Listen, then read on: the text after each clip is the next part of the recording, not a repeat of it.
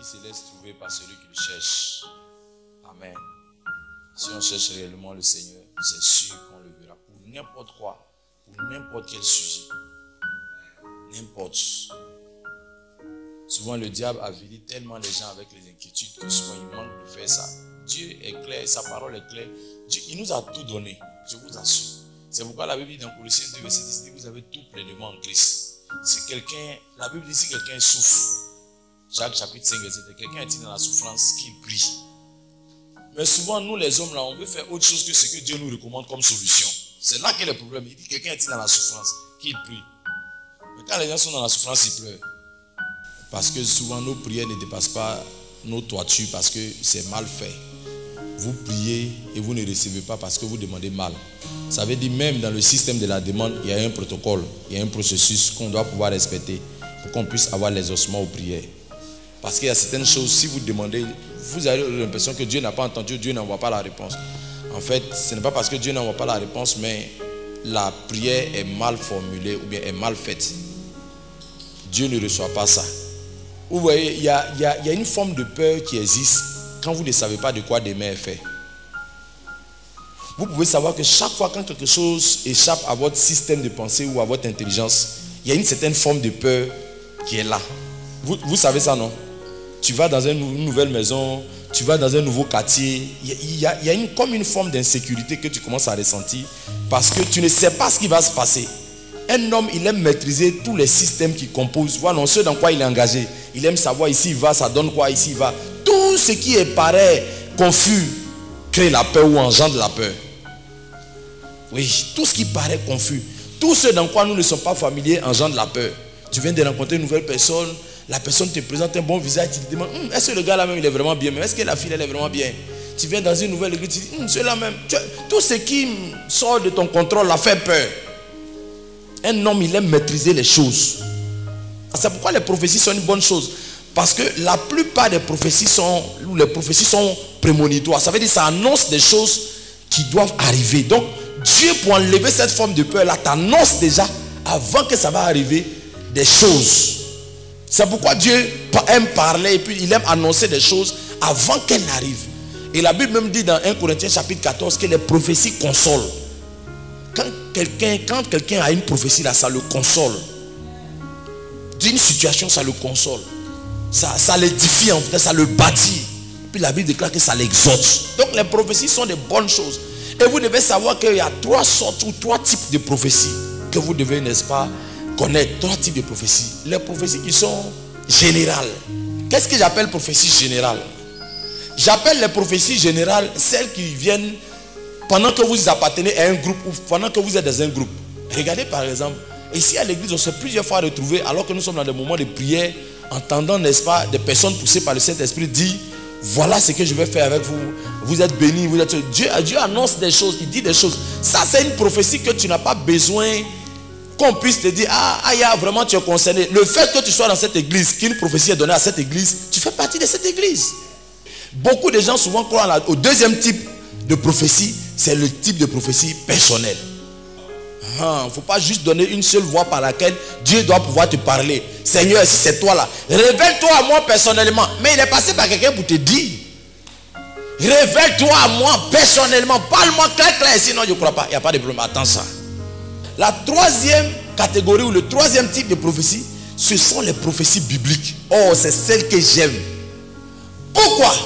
Parce que dans les prophéties générales et dans les prophéties personnelles, ce n'est pas seulement Dieu qui parle, mais les hommes aussi sont engagés dans ce que Dieu dit. Or, comme l'homme a un sujet aux faiblesses, il peut arriver souvent que dans les prophéties personnelles et dans les prophéties générales, l'homme se trompe.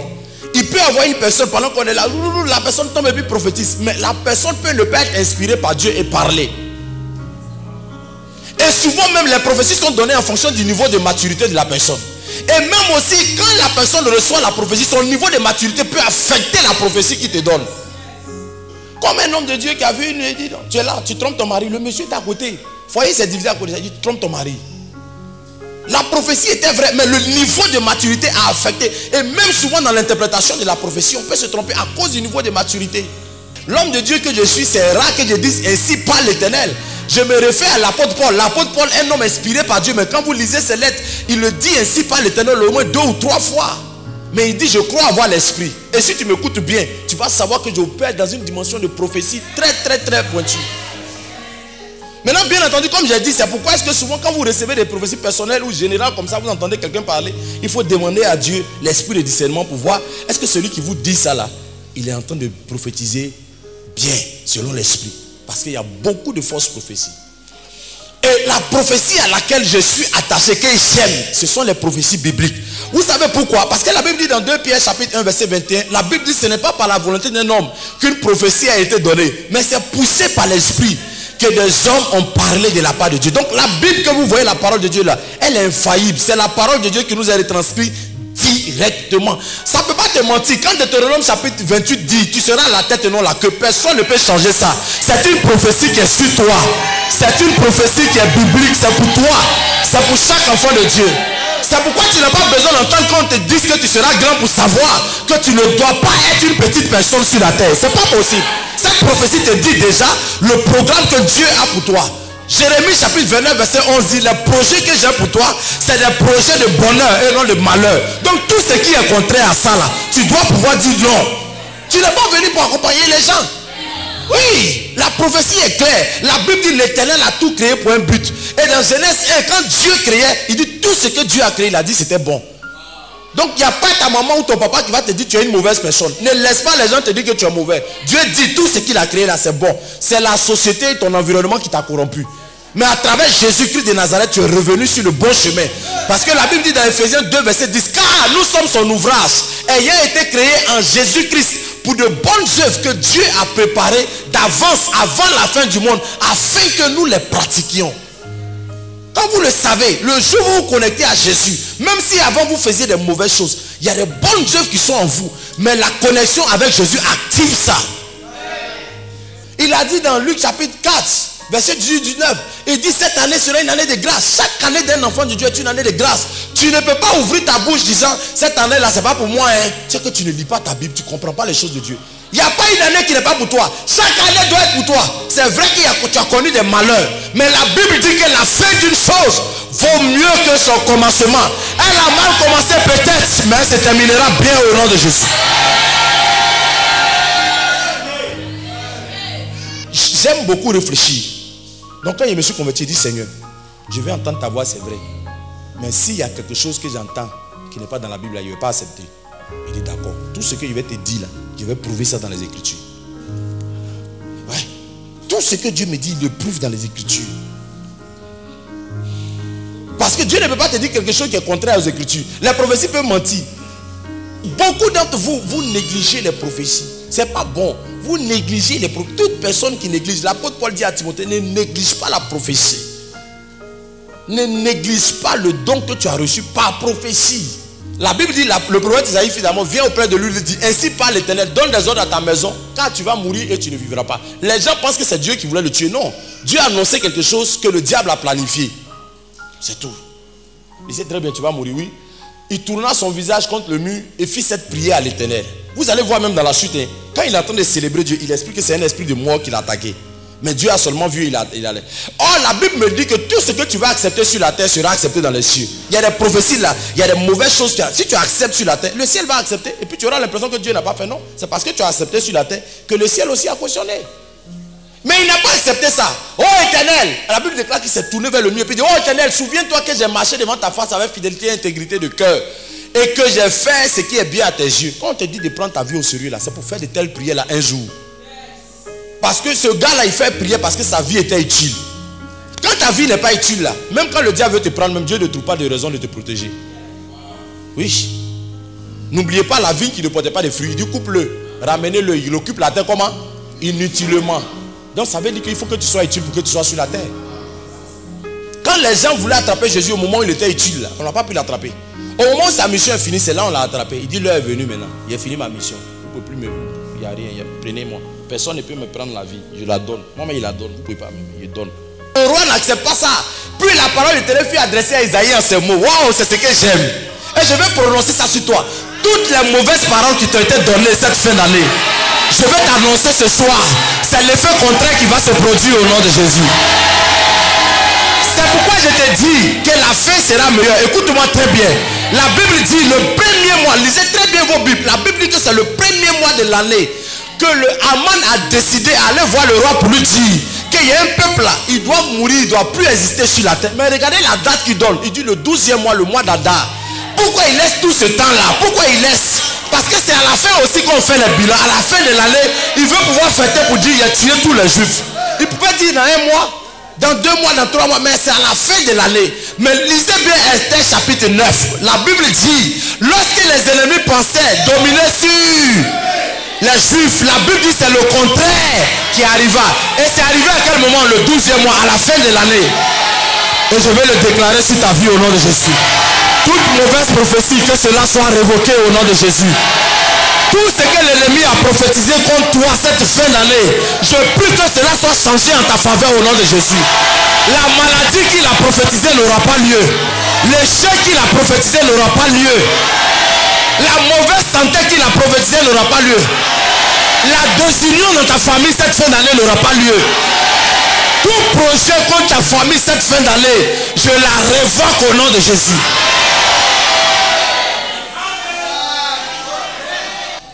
Ans était ajouté à une personne. Déjà il avait 15 ans à vivre, mais l'ennemi est venu lui faire croire qu'il était sur le point maintenant de mourir. Or il avait 15 ans qui étaient devant lui. Seul Dieu peut décider ta fin.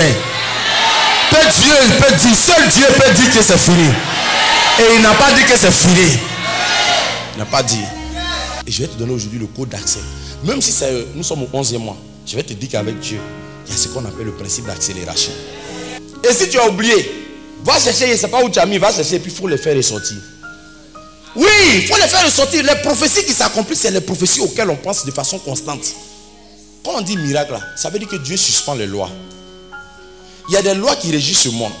Par exemple, la loi de la pesanteur régit ce monde. La loi de la pesanteur stipule que tout ce qui est lancé vers le haut finit par retomber toujours vers le centre de la terre. C'est pourquoi quand tu sautes là, tu descends. C'est cette loi-là qui te permet de descendre. Tu comprends? Il y a des lois comme ça qui régissent la terre. La loi de la gravité, la loi de la gravité, par exemple. Il y a une autre loi même qui est supérieure à cette loi-là, qui fait aujourd'hui que les avions volent. La loi de l'aérodynamique. Sinon, si ça respectait cette loi-là, tous les avions allaient tomber. Il y a cette loi-là, mais il y a une loi beaucoup plus supérieure. Sinon, c'est une loi aussi.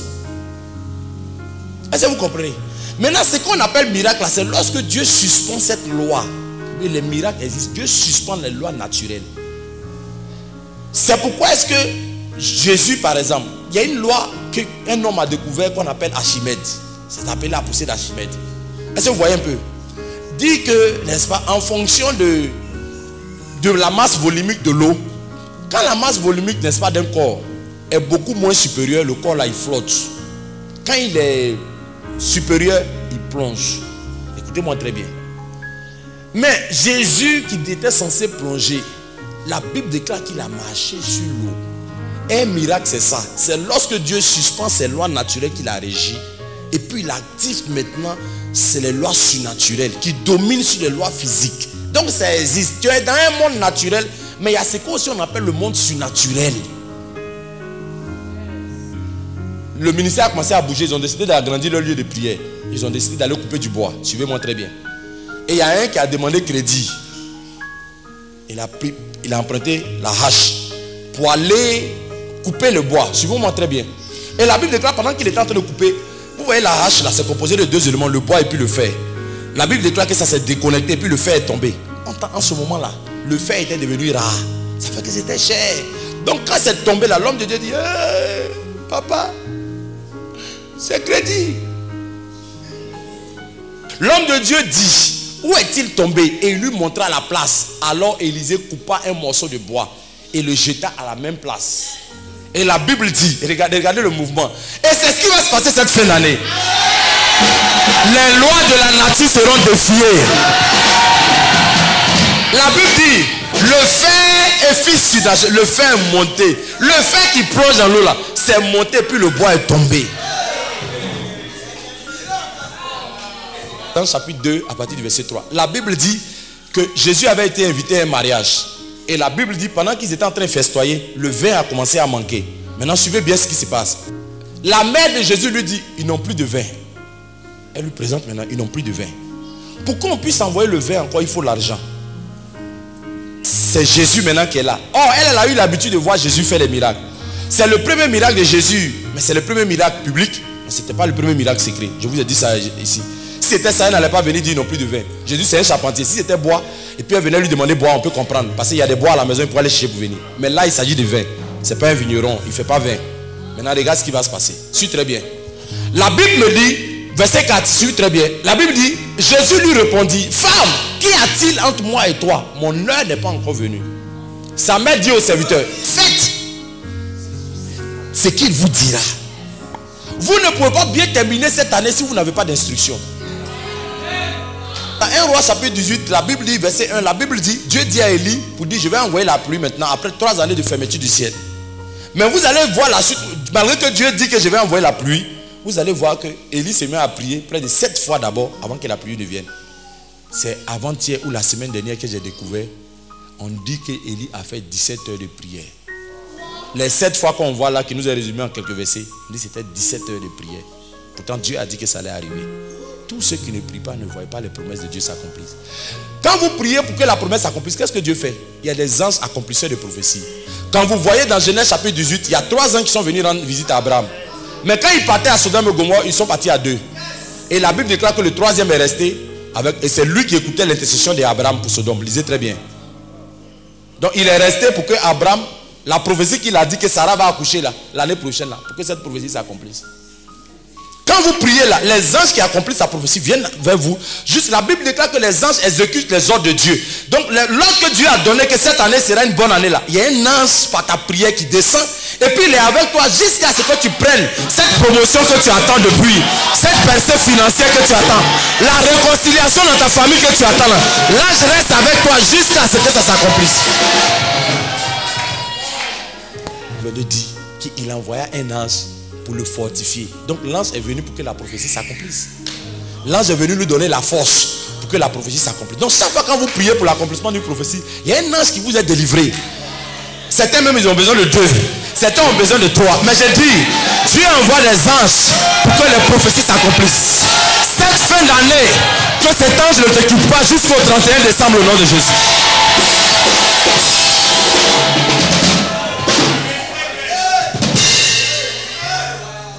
Aucune prophétie ne s'accomplit sans homme. Tout ce que tu veux là, c'est des hommes qui vont te délivrer ça. Et alors que vous priez, Dieu touche le cœur des hommes pour l'accomplissement. La prophétie à laquelle tu crois, c'est qui sera ta portion.